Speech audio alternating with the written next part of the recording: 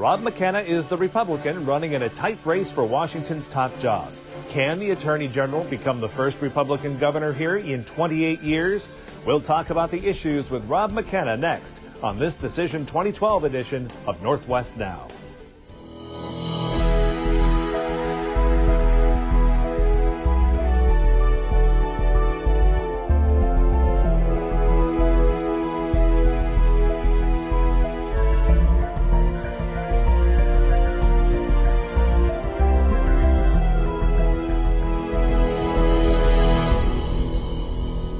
Rob McKenna is 50 years old and a lawyer by trade.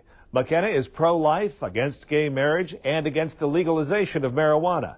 He's an Eagle Scout and graduated from Sammamish High School. McKenna worked 8 years for the law firm of Perkins Coie and went on to serve 3 terms on the King County Council. In 2004, McKenna was one of the few Republicans to win statewide office when he was elected Attorney General, gaining re-election in 2008. And joining me now is the Republican candidate for governor here in the state of Washington, Rob McKenna, Attorney General. Thanks for joining us here on Northwest Now. Well, thanks for having me. Rob, let's start right from your primary issue, and that is health care. The Republican Governors Association has been running a pretty aggressive television ad criticizing Jay Inslee for his support of the Affordable Care Act, otherwise known as Obamacare. And I want to ask you, what's so wrong with it? Actually, I think what they're criticizing is Congressman Inslee's vote for the largest tax increase on business, and particularly on small businesses, in a long time.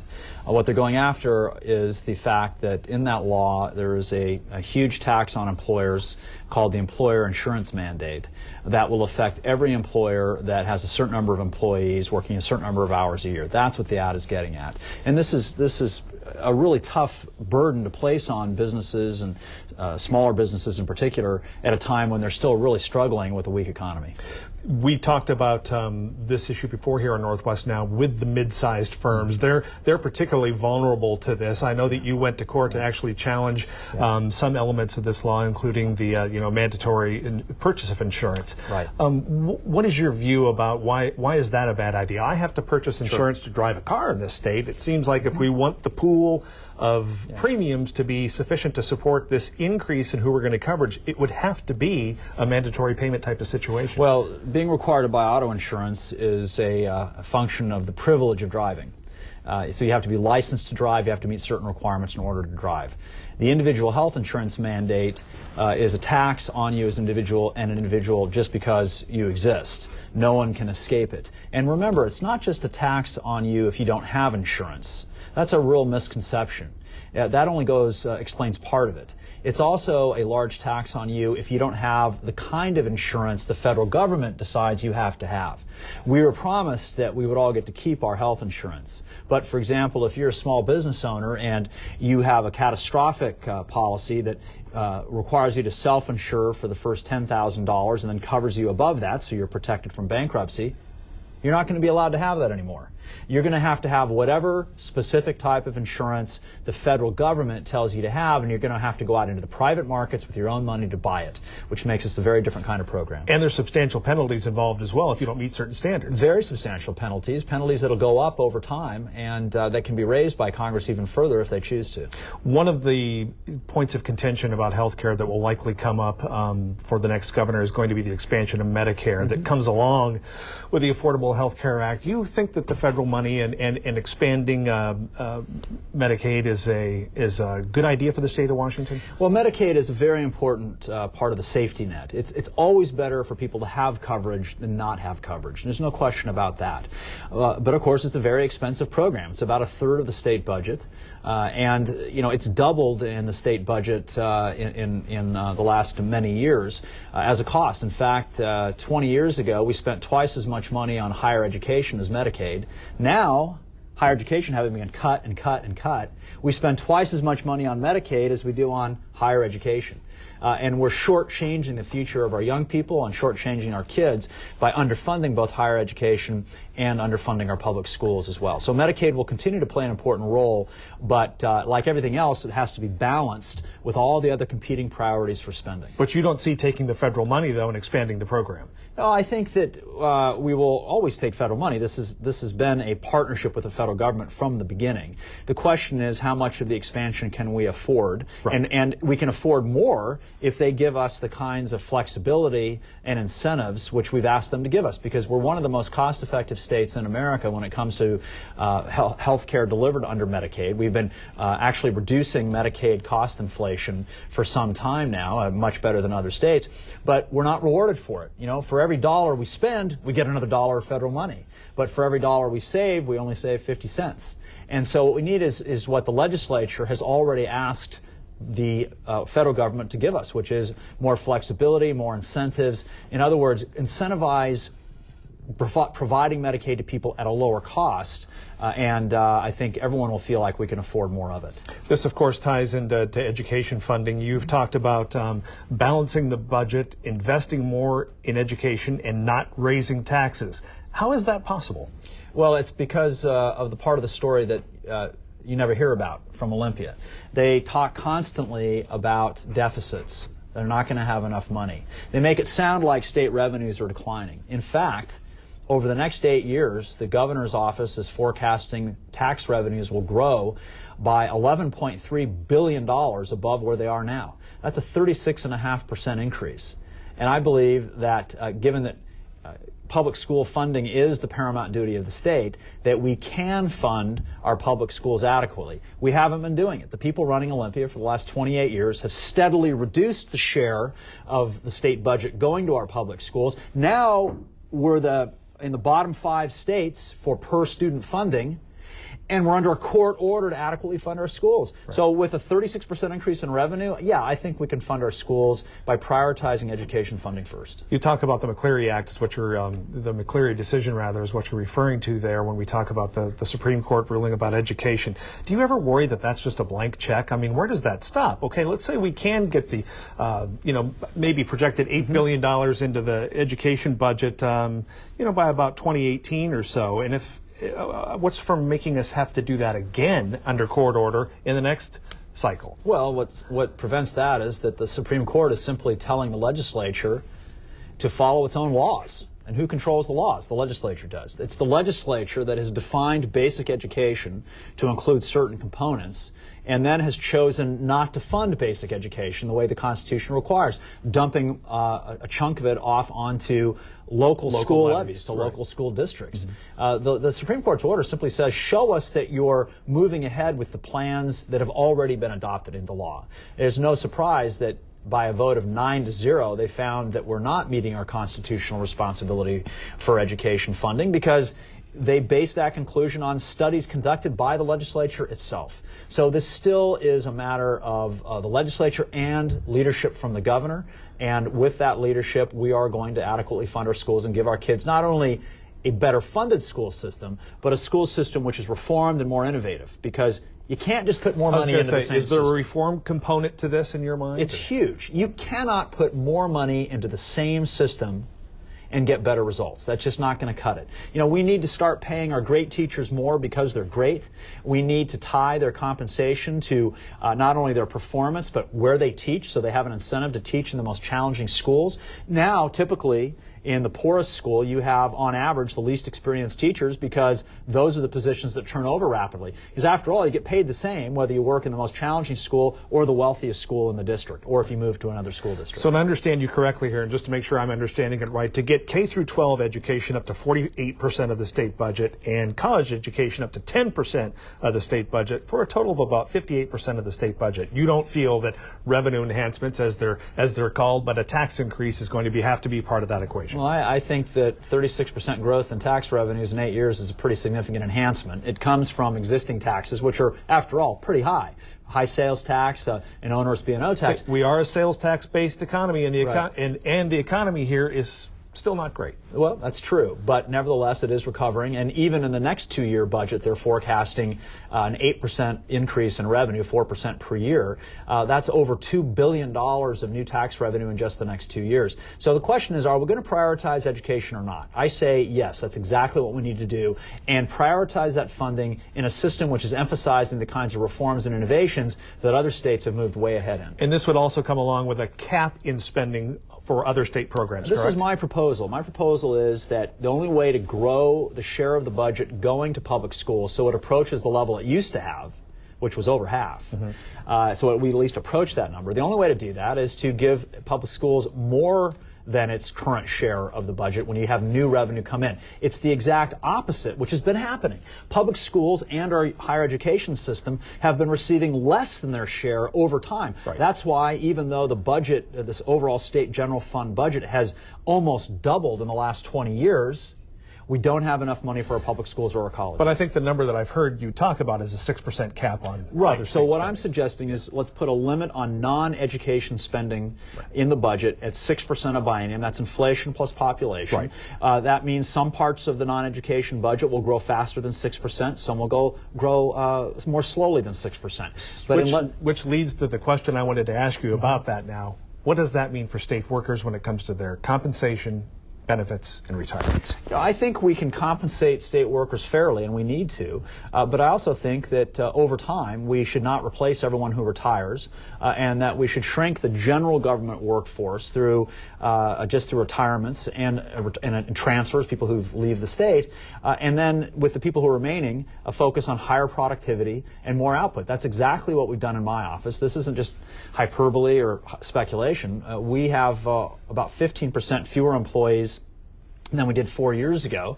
We've cut $30 million out of our budget, and we've done that by becoming leaner and more productive, and we've accomplished that by involving everybody in my office in a process of constantly improving the office. Every single person is engaged in continuous quality improvement, looking for savings. That's why, even with those cuts, the Department of Personnel says we have the highest morale of any large agency in state government.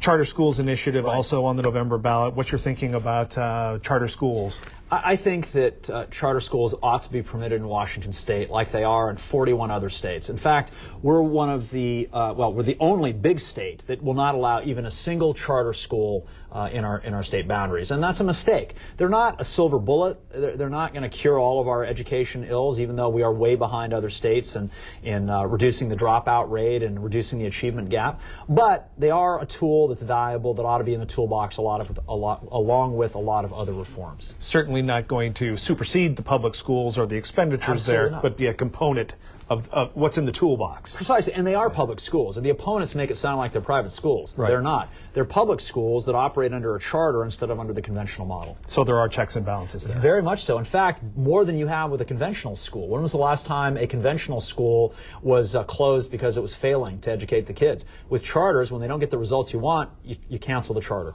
I want to shift gears now to immigration, and quite frankly, you don't surprise me in terms of your positions anywhere, except for in one area, and that is your idea that you do believe, from what I understand, that in-state tuition is appropriate for illegal immigrants, their children. I'm talking about kids who are brought here as infants or toddlers who have grown up here, who don't know another country besides America.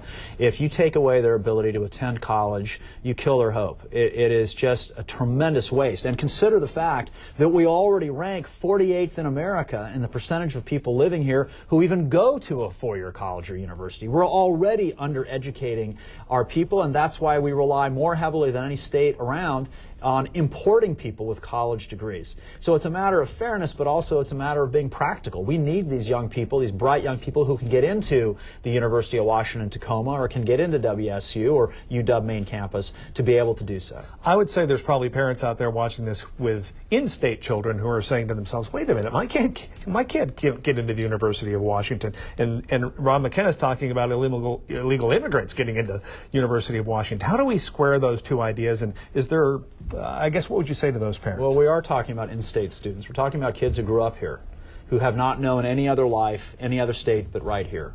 That's what we're talking about. Punishing them for the decision of their parents to come here without papers just doesn't make sense to me. Particularly when we need the workforce, we need the people who are willing to step up into those skilled positions. Which feeds into another question. We talk about the documentation. Driver's licenses were one of the few states that pretty much has kind of a walk-up operation when it comes to getting a driver's license. What's your take on that? That has to change. This is an area where my opponent and I strongly disagree. We just, we recently spoke at a forum where he said he opposes requiring proof of legal residence in order to obtain a driver's license. We're only one of 2 states that doesn't require proof of legal residence. And what's happening is that people are flocking to this state and to New Mexico, the other state, in order to obtain driver's licenses. Then they're going home. That just doesn't work. It creates opportunities for identity theft, for fraud, and other problems, including problems for other states, since they'll take that driver's license, go to another state, and swap it for a license in that state. You do, however, apparently stop that train, if you will, when it comes to implementing an Arizona-style law where police are tasked with checking a person's immigration status. Yeah, well, that's an entirely different issue, of course. We're one of 48 states. We're one of 2 states that doesn't require proof of legal residence to live here. We ought to. But Arizona stands nearly alone in its requirement that cops become immigration enforcement officers. I work with law enforcement all across the state, deputy sheriffs and police officers. They have their hands full. They don't want to be turned into immigration enforcement officers as well. The federal government needs to do its job of enforcing our immigration laws, and we shouldn't try to convert our own cops into that role. Little philosophy here for you when it comes to taxes. In general, does state government spend too much or tax too little? Well, we certainly don't tax too little, and to the extent that the governor's office keeps forecasting deficits, it's pretty clear that they want to spend too much. That's the key thing. Look, the budget has almost doubled in the last 20 years, from $16 billion to over $31 billion.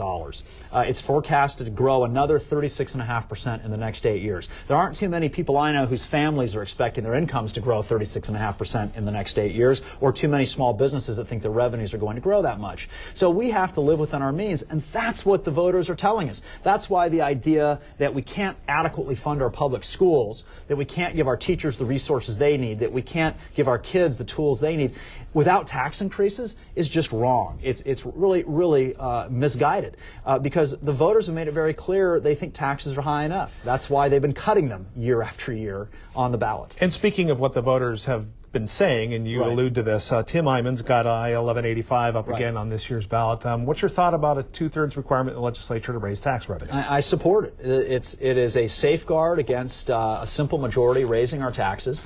And when they do that, by the way, what typically happens is the voters just go out and roll the tax back by popular referendum. So let's make sure that if there is any kind of tax increase, that it has massive support in the legislature, because that makes it a lot less likely that it's going to be unpopular with voters. And let's listen to the voters. This fall, the voters are likely to approve that 2/3 requirement again. This will be the 5th time they've had to approve it because the legislature keeps dismantling it.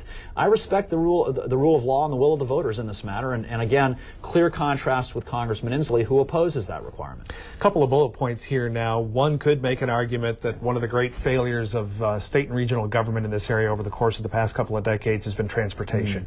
What are your thoughts about transportation? Do we need a tax increase that's dedicated for transportation projects for the good of the economy? What do you see as policy there? First thing to understand is how we fund transportation in this state. Transit, of course, is funded locally. The state is responsible for the state highway system and the major components, the facilities that have statewide significance. And the way we fund that, and have since the 1950s, is by dedicating all the gas tax revenue to it, as well as supporting the ferry system, and by routinely going out to the voters, or periodically going out to the voters, to ask them to approve another set of investments. And the voters have proven willing to do that. When they're presented with a package of sensible investments that will maybe make their own commutes a little easier, will provide key investments in safety and in maintenance, they tend to vote yes. And I expect to be bringing a package out to the voters for their consideration within the first or second year of my administration, because we have to make these investments for our jobs, for our quality of life, and for basic safety. Will that be bonding, or how do you approach that? Yeah, that's how we do it. You ask the voters to approve the revenues that you can then bond. The bonds get paid off. That frees up capacity to ask for a new round of investment. Another issue that's a little bit of a hot button here in the state of Washington is increasing train traffic and coal terminal operations on our coast, and there's a lot of concern about that. How do you feel about the coal train issue? Well, the first thing to understand is that the state doesn't get to control how many trains run on the tracks. That's all federally controlled. It's under the principle of federal preemption of state law. So the trains are coming one way or the other. The question is, are they going to stop and unload in Washington state ports, or are they going to go up to British Columbia and offload there? British Columbia, the Port of Vancouver, Delta Port, is more than happy to accept that train traffic and all of those products, coal and otherwise, and they'll process it there and move it onto ships for export. I think it's pretty clear when I talk to business, when I talk to labor, they'd like to have the jobs here, and for good reason. Communities like Longview have very high unemployment rates. They desperately need the jobs, and these are good paying jobs, not only to operate these terminals, but also to construct them and maintain them. Couple of other ballot issues coming up in November, and as Attorney General, you understand this. Certainly, if you were to be governor, you would be following the law. But just in principle, I guess, first hit me with your take on legalizing marijuana. You know, it's a mistake to legalize a product which will still be illegal under federal law. That's the bottom line. You're basically telling people, oh, it's okay. Oh, but by the way, you're going to be committing a federal crime. That's just not wise, and it will jeopardize the access to medical marijuana, since the federal government has basically looked the other way on medical marijuana, which is also illegal under federal law, but will not look the other way if this product is legalized for recreational use. And there's been some stern letters written by the federal government here just recently to that effect. Well, yeah, by the Obama administration. Right. This is obviously a bipartisan concern of the federal government. Mm-hmm. The other big issue, of course, on the ballot this coming November here is going to be gay marriage. Where are you on that? I don't support referendum 74 because for me, marriage is a matter of religious faith, and it's a religious institution first and foremost. I did vote for referendum 71 when it was on the ballot because I believe that domestic partnerships should be recognized and should be given the legal rights to inherit and visit each other in the hospital and so forth that married couples have. The voters will get to decide this. Like everybody else, I get one vote. And whatever the outcome of the election is, as governor, I will implement that result. Last question for you, and that is, what would people be surprised to learn about Rob McKenna? Well, I am a family man with 4 kids, which may not be the surprise. Okay. But my favorite hobby is just playing with the kids. It's just let my hair down and go out and do what they do, whether it's Little League or music or hiking or whatever it is. And my favorite hobby is whatever their hobby is. That's why I don't have time for golf. I have 4 children instead. All right, Rob McKenna, Republican candidate for governor here in the state of Washington. Thanks for being on Northwest Now. Well, thanks for having me in. KBTC Public Television is an active member of the community, spreading awareness, celebrating diversity, and illuminating the paths of social discourse and growth. Join the conversation. Email your comments and suggestions to northwestnow@kbtc.org. You can also submit your story ideas by clicking on the link at the bottom of the Northwest Now webpage at www.kbtc.org. KBTC can be found on Facebook by simply searching KBTC. Get inside information about upcoming programs, post your comments, and connect with other viewers and resources relating to our program's topics. Follow @KBTC TV on Twitter, where you can receive notifications about what we're working on right now, what to look for, and connect with other viewers and linking resources on the topics in which you're interested. KBTC is your public TV station, and we want to hear from you.